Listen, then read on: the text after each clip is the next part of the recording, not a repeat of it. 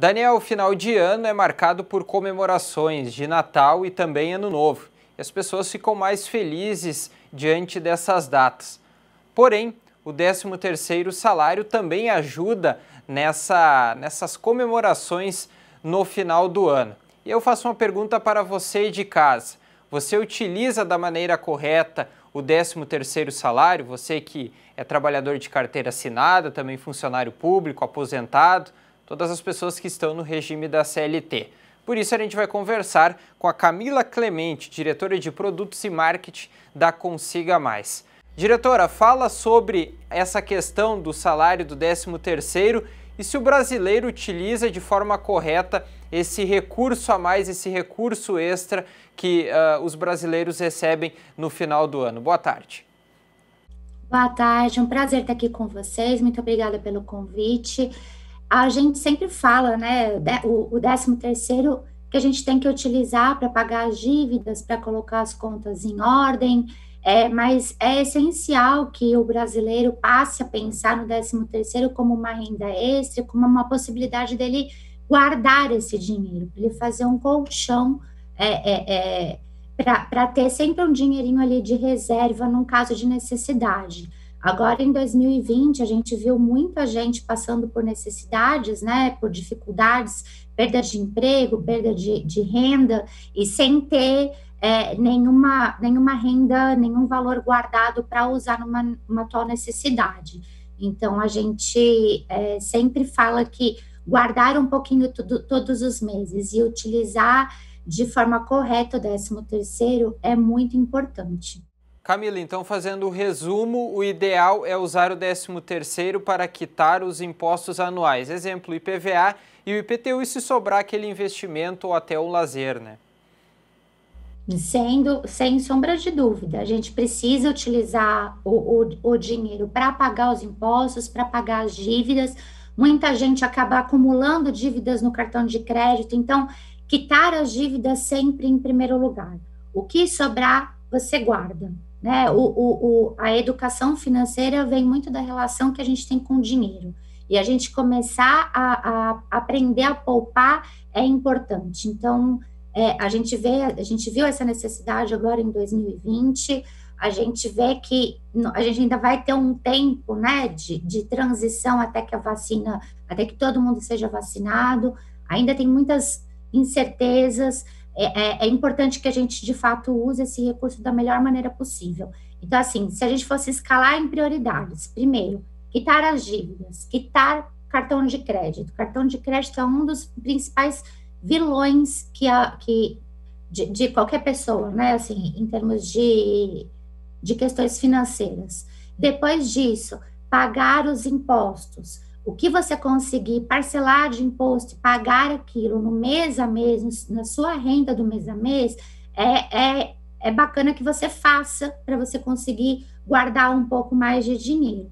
Se você não tem essa renda, se vai te fazer falta no mês a mês, use o 13º para quitar isso. O que sobrar, poupe. Tente sempre poupar um pouquinho por mês vai te ajudar a construir um colchão que numa necessidade você tem ali para usar. Bom, Camila, você falou sobre a maneira correta de utilizar o 13º salário. E agora, qual a maneira errada que você assim orienta para as pessoas não buscarem este caminho de como não utilizar da forma correta esse valor extra, o valor do 13º salário?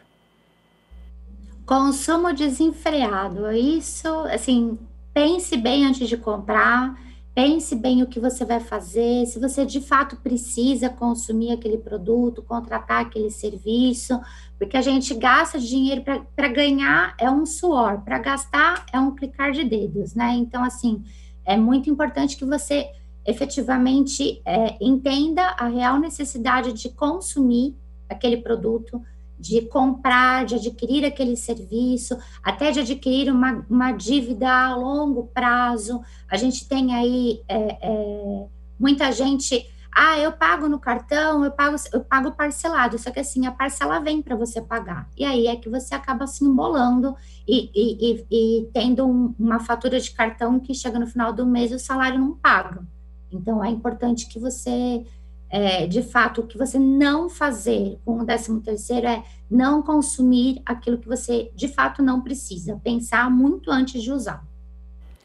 Camila, o 2020 foi um ano bastante complicado para a economia. A gente teve o auxílio emergencial de R$ 600 estipulado pelo governo federal, porém, essa questão também para os trabalhadores de carteira assinada e todos aqueles colocados dentro do regime da CLT também sofreram, talvez de alguma forma, os efeitos da pandemia. Esse 13º, dá para se dizer que também é um auxílio emergencial para essas pessoas?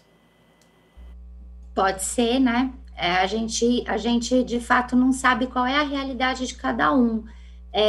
Como eu disse, as pessoas estão de fato mais endividadas, o endividamento da família aumentou. A gente teve duas vertentes diferentes assim de 2020. Teve gente que se endividou muito e teve gente que só aprendeu a poupar. A relação do dinheiro mudou entre as famílias no ano de 2020. Eu acho que a gente aprender com 2020, uma das coisas boas que a gente teve agora em 2020 foi esse aprendizado. Eu acho que aprender a usar o dinheiro também é de fato muito importante. Para finalizar, Camila, o brasileiro sabe aplicar bem o seu dinheiro, e aí eu vou em todas as esferas, melhor dizendo. Aplicar, gastar, investir, enfim, tudo que ele recebe, ele sabe distribuir o dinheiro. E aproveito o embalo e pergunto sobre o povo gaúcho. Geralmente a gente tem aqui, a gente tem uma, digamos assim, uma variedade cultural de italianos, imigrantes, alemães, e tem muito, a gente diz aqui, muito pão duro, né? Às vezes seguram demais o dinheiro. Os brasileiros sabem investir e os gaúchos sabem também investir ou aplicar a sua renda? Olha, os brasileiros, de forma em geral, não sabem, viu? A gente vê que nem nas escolas a gente fala muito de educação financeira, né?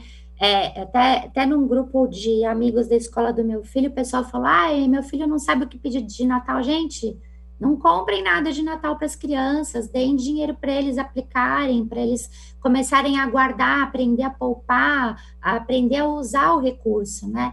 Nada do que é extremo é bom. Ser mão de vaca demais e não viver a vida, e como você está dizendo que tem alguns gaúchos que são pão duros, né?